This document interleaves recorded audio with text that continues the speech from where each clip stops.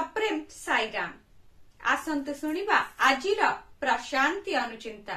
व्यक्तित्व विकास क्षेत्र में क्रीड़ा एवं कला प्रदर्शन कौन भूमिका रही।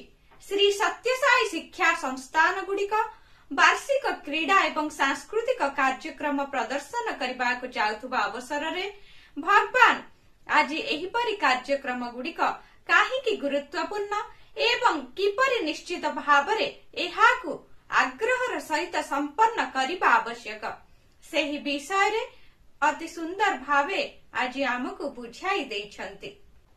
विद्यार्थी गण मन रख जे धनहानि हेले ताहा पुनः प्राप्त करिहेब, स्वास्थ्य हानि हेले पुणी थरे ताहा पाई पारिब, किंतु समय नष्ट होई गेले ताहा सबुदिन पाई नष्ट होई जाए।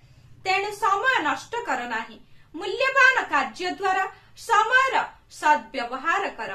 एहा द्वारा मिलिथिबा आनंद को अनुभव कर एवं ताहा अन्य मानक सह बंटन कर।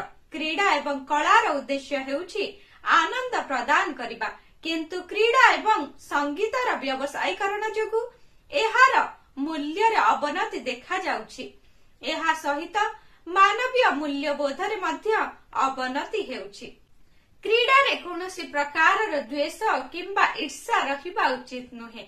आम शिक्षा संस्थान विद्यार्थी माने निजर स्वास्थ्य और आनंद निमंते क्रीड़ा रे भाग नेबा आवश्यक।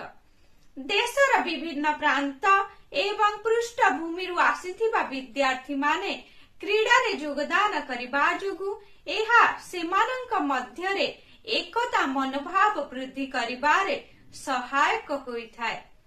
एपरिकी क्रीड़ा को मध्य एक पवित्र कार्यक्रम भावरे सम्मान देवा आवश्यक।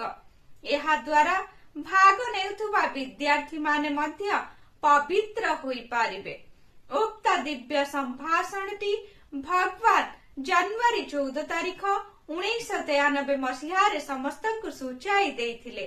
कहिबार तात्पर्य एकाग्रता शक्ति को वृद्धि करिबा पाई खेलकूद और क्रीड़ा अति गुरुत्वपूर्ण।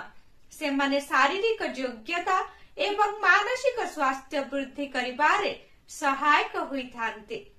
जय साईराम।